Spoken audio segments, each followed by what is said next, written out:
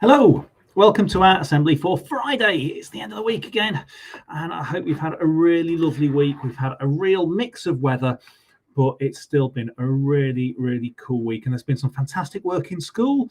I saw some amazing maths in Spider's class. I saw Mr. Bounce with the Grasshoppers children on a hunt around school to find a fox. I've seen people learning outside, doing all sorts of things.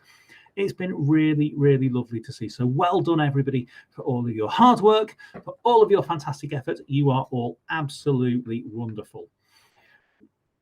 What were we talking about in assemblies? I can't remember. What was it? Somebody tell me. What was it? That's right. We were talking about harvest. And on Wednesday, we were thinking about food banks and thinking about those global goals of no poverty and no hunger and good health and well-being. And what I'm going to do today is I'm going to read you a bit of a book, because we know at Wincham we love a good book, we love a good story, and I'm going to share a little bit of stuff with you about celebrating the harvest. So this is a gorgeous book called We Gather Together. There's a lot of information about American harvest traditions in here, and whilst there's American stuff, there's also quite a lot of it around the world. So this takes in lots and lots of different cultures. It's really lovely. There's loads of information, and you'll pick things up, and then you might go, oh yeah, we're learning about Sikhism in school, or whatever it is, and learning about how people through history celebrated harvest and what they did at harvest time, and about how people around the world celebrate harvest time. So it's learning what other people do as well, because it's really important that we look at that global goal of peace and justice. And so peace particularly, we can't have peace in the world, we can't have peace in our classroom or wherever if we don't understand people. So let's have a think about harvest. We gather together. During early autumn in the northern part of the earth, chipmunks pack their cheeks full of seeds to store in underground burrows. Red fox pups hunt for rodents and fruit to eat, and then bury leftovers to dig up when food is scarce. Beavers store twigs and sticks underwater to chew when ice covers their pond. So this is why I was saying it was an American book, because we don't have chipmunks living in the UK, but we have foxes, and beavers are beginning to be reintroduced into the wild in the UK as well. As the sun appears lower in the southern sky each day, the sun rises later each morning and sets earlier each evening. Days grow shorter, the nights cooler, and the growing season ends. Time to prepare for winter. Black bears gobble honey, grubs, fruits, and roots, building layers of fat for the cold days ahead. People pick purple grapes, yellow squash, orange pumpkins, and crisp red apples. They husk the corn, gather nuts, rake cranberries, and enjoy the harvest season. But today, there's little need for them to stockpile food for winter like the animals do. Ships, trucks, and cargo planes transport it from parts of the world where fruits and vegetables are still growing. So when it's winter in the northern hemisphere, in the northern half of the world, food is brought in from the southern hemisphere where it's summer. So those trucks, the planes, the boats will take food from around the world to different places so that we can have it right the way through the year. So here we go. Different seasons are caused by the tilt of the earth as it moves around the sun. So here is the sun, and it takes a whole year for the earth to move around the sun, and it's tilted on its axis. So here in the northern hemisphere, we've got the longest day with the most sunshine. And here in the winter solstice, it's the shortest day with the least sunshine, and we call the equinox, the autumnal equinox, which happened a couple of weeks ago, where the day and night are equal. This is where it is, and you can see the shadow there. So we've not got quite as much sun there, and you can see that in fall, in autumn, the nights are longer than the days are getting shorter, time to harvest. So different seasons are caused by the tilt of the earth as it moves around the sun. Where the northern part of the earth tilts towards the sun, the north gets lots of sunshine, and it's summer there. When the northern part of the earth tilts away from the sun, the north gets less sunshine, and it's winter. Between summer and winter, around September the 21st, the sun crosses the equator and shines equally on both the northern and southern parts of the earth. And on that day, in the northern part of the world, summer ends and autumn begins. Day and night have equal hours all over the world. And for many, the autumnal equinox signals a time to harvest crops. And that's the thing that we talked about in assembly a couple of weeks ago. Each crop has its own growing season. Most seedlings sprout with the cool rain in the spring, and they grow under the warm summer sun. And sunshine helps a plant's leaves make the food that's necessary for the plant to grow. But when autumn arrives, the days are cooler, so plants can't make the food they need, and the growing season ends. So they start to grow in the spring, the seeds germinate in the spring, and they get bigger and bigger and bigger throughout the summer until the autumn, when it's time to pick that fruit or vegetable. Fruits and vegetables that ripen by autumn must be harvested before the winter's freezing weather destroys them. So if you leave some vegetables out in the garden on that plant, and there's a frost or snow or it's icy, then it will destroy that plant, and you won't be able to eat those vegetables. Now, 300,000 years ago, no one knew how to plant seeds to produce a bountiful harvest. Cave dwellers picked berries, collected nuts, dug roots, and gathered wild plants. And winters were really hard for them. They had to live on what they gathered and stored in the fall, because they didn't have trucks or planes bringing them food from other parts of the world. About 10,000 years ago, where Syria and Turkey are today, tribes learned to grow wheat and barley from seeds.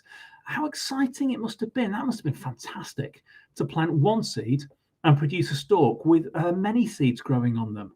And can you imagine actually seeing that and realizing that that's how seeds work, and you could get the food from that plant just by planting that one seed? I think that's really exciting. It'd be really interesting to see that happen for that very first time when somebody realizes. 8,000 years ago in Egypt, people discovered the warm climate was perfect for farming. The Nile River provided water, and once each year, its floodwaters deposited rich, black, fertile soil on both sides, and plants grew in abundance. So that meant there were loads of plants. An abundance of plants is a great word, that is. Meant there was lots of them, and they grew really well. Gradually, farming spread to Asia. About 5,000 years ago, people grew food in a crescent-shaped area where Iraq is now. The Tigris River and small streams that fed it turned valleys into a fertile crescent of rich farmlands. Okay, so there's the River Tigris and the River Euphrates that go that way, and you've got that area around the rivers where it's really, really good to grow stuff, because you've got all the water for the plants. And each autumn, in many lands, men, women, children worked all day and even at night under the light of a bright harvest moon. They cut rice, threshed wheat, gathered bundles of barley, and a good harvest meant plenty of food to eat in the fall and the autumn, and more to store for days when food was scarce. Time to rejoice and have fun after hard, back-breaking work. And over the centuries, people celebrated plentiful harvests, passed down traditions at different times, in different places, and in different ways. All over the world, harvest celebrations from the past are still being carried on today. Jewish families have gathered together at harvest time for over 3,000 years to celebrate Sukkot.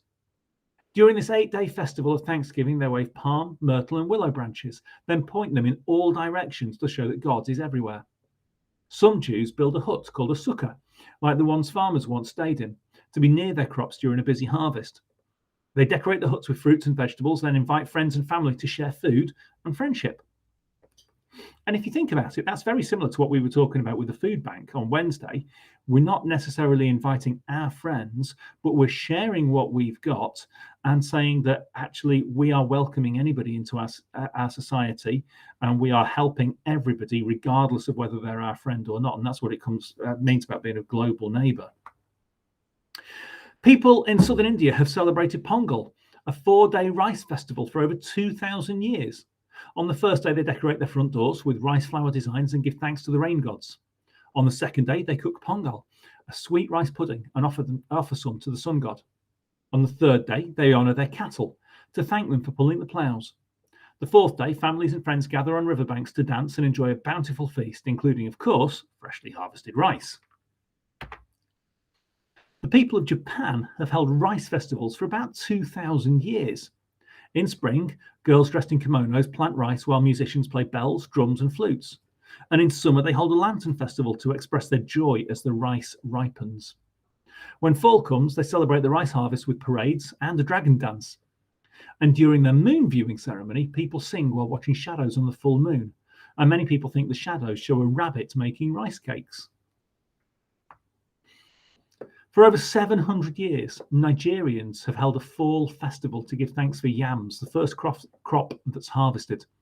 On the night before the festivities begin, the old wrinkled yams are thrown out, and the next day, new yams are offered to the gods and ancestors in appreciation of a successful harvest.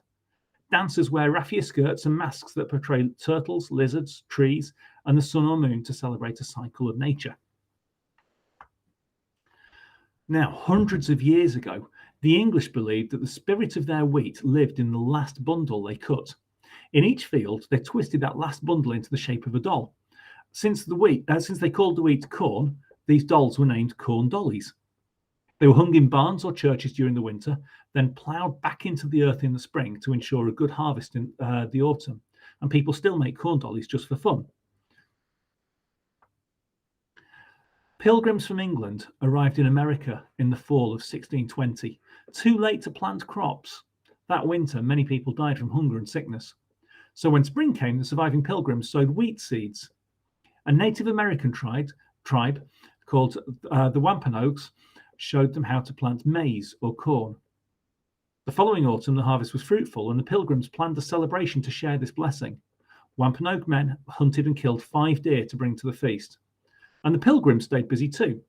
Men brought ducks, geese, turkeys, fish, and oysters. Women prepared cornbread and cranberries, while children turned meat on spits over an open fire. And the games and the feasting lasted for 3 whole days. So bountiful harvests have been celebrated since the earliest times. People all over the world still celebrate a fruitful year of farming with fun, feasts, and festivals.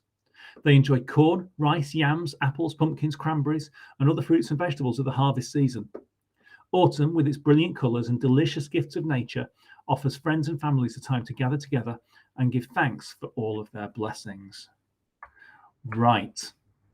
What a lovely story. Well, it's not a story. It's a non-fiction book. It's an information book, but it's presented in such a nice way. And to give you all those facts with all those fantastic illustrations as well. I really like that book. And it's really nice to be able to share a really good book that I enjoy with you guys. So I've just enjoyed this. Thanks for listening. It's been great. So we've talked about a lot of celebration, but remember in our assembly on Wednesday when we were talking about zero hunger and zero poverty, we were thinking about sharing with people who don't have the same sorts of things as we do. And I'm really serious about this, that job I gave you in the assembly. What I want you to do when you go to a supermarket with mums or dads next, okay, have a think about the food bank. Okay, have a look out for the food bank donation boxes. And while you're going around the supermarket and afterwards when you're eating your food at home, this harvest time and right the way through, just have a think and think how grateful you are, because we are really, really lucky where we live. We've got lovely food. We've got fruit, we've got vegetables, we've got meat and bread and pasta and rice and all of these lovely, lovely foods. It's really, really good. And sometimes we might moan and go, oh, I don't like this. Or, oh, Mum, I wanted chips. But actually, we're really lucky because we've got full tummies. Okay. And there are people who don't. So let's be grateful for what we've got. So take a moment to think, yeah, do you know what? You can just see in the corner of the picture behind me, there is a fruit bowl. I've got an apple in the fruit bowl. I'm a bit hungry. I'm going to have an apple. I'm really grateful. I'm not going to ignore the fact I've got an apple. I'm going to celebrate that fact, because actually being grateful for things makes you feel happier. And I'm going to think about other people. Like I said, I had my tin of soup at lunchtime on Wednesday, and I need to go home and I need to buy another tin of soup, and I'm going to get an extra one for the food bank as well. So see if you can do that as well. Okay.